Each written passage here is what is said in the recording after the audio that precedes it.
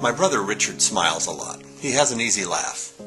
But there was a time, years ago, when he held a poisonous drink in his hands and begged his dying lover not to swallow it. A time when Richard held the concoction they had prepared together and wept. Emil couldn't wait.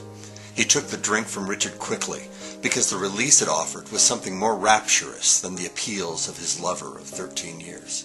It was Emil's wish to die on his own terms if living became unbearable, a promise made one to the other.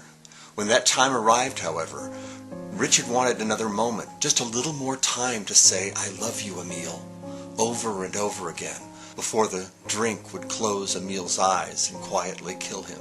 Richard has a charming store in our hometown today. He does theater and sells collectibles.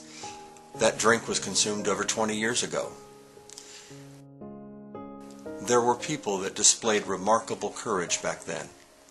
People who lived and died by their promises and shared the intimacy of death.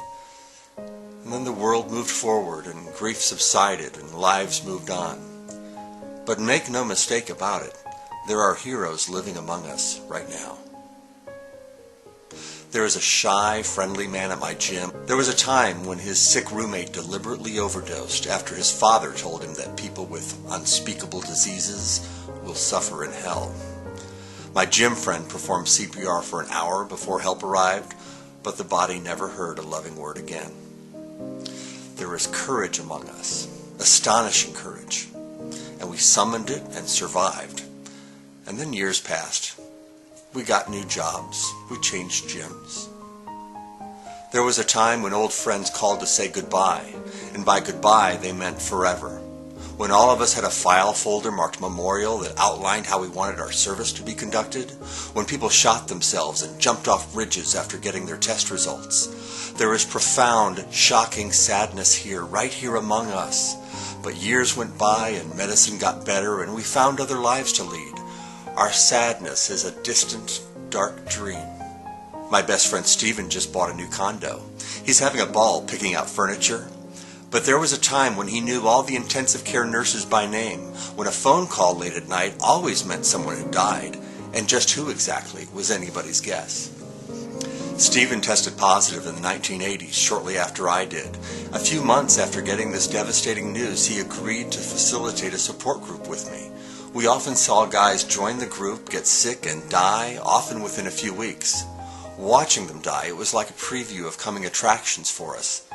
But Stephen was remarkable, a reassuring presence to everyone, and worked with the group for more than a year despite the emotional toll and the high body count. There is bravery here, still living among us. But the bravest time was years ago, and times change, and the yard needs landscaping, and there's a brunch tomorrow. There was a time I sat beside friends in their last moments of life. I helped them relax, perhaps surrender, and told them comforting stories, and lied to them. Jeremy lost his mind weeks before he died. Sometimes he had moments of sanity where we would have a coherent conversation before his dementia engulfed him again. It was a time when you were given masks and gloves to visit friends in the hospital. He was agitated with the business of dying and told me he couldn't bear to miss what might happen after he was gone. I had an idea. I tell you what, I said. I'm from the future, and I can tell you anything that happens.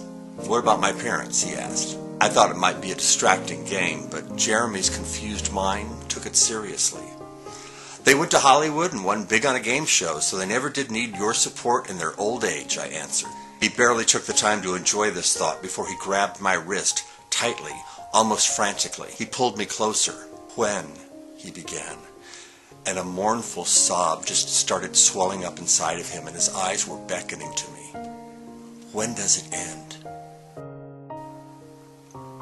There was this awful, helpless silence. He looked at me, begging for an answer that he could believe. "It does end," I managed, although nothing suggested it actually would. "It ends, but not for a really long time." He digested every word like a revelation and slowly relaxed into sleep. There is compassion here, enough for all of the world's deities and saints combined in concert. Infinite compassion for men who lived in fear and checked every spot when they showered, and for disowned sons wasting away in the guest room of whoever had the space. But we get older, and our friends don't ask us to hold their hands when they stop breathing, and the fear fades, and I bought new leather loafers, and the white party is coming. The truth is simply this, and nobody will ever convince me otherwise. The best man I will ever be, my most courageous self, lived 2 decades ago during the dawn of a horrific plague. He worked relentlessly alongside a million others who had no choice but to act. He secretly prayed to survive, even above the lives of others, and his horrible prayer was answered with the death of nearly everyone close to him. To say I miss that brutal decade would only be partially true. I miss the man I was forced to become, when an entire community abandoned tea dances for town hall meetings, when I learned to offer help to those facing what terrified me most. Today, the lives of us who witnessed the horror have become relatively normal again, perhaps mundane. We prefer it. We're living in a world that isn't choking on disease. But once, there was a time when we were heroes.